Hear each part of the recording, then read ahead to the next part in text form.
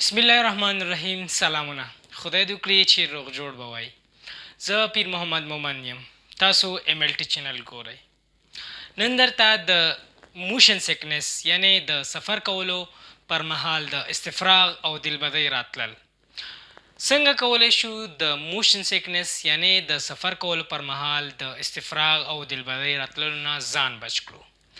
ولې د موشن سیکنس منځته راځي؟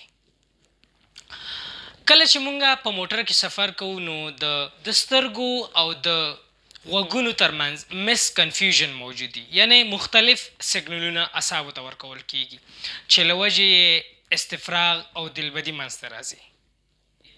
څنګه کولی شو د سفر کولو پر مهال د موشن سیکنس نه ځان بچ کړو؟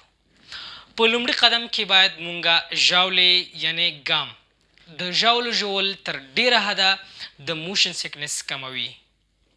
همداراز فرش آیر، کله چې مونږ په موټر کې سفر کوو نو باید فرش آیر تنفس کو، تازه هوا هم کولی شي تر څو موشن سیکنس کم کړي.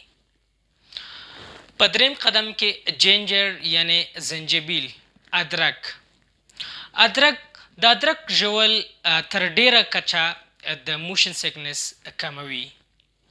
د ویډیو لیدل نه یو جهان مننه. زموږ یوټیوب چینل ضرور سبسکرایب کړئ. ډیره مننه.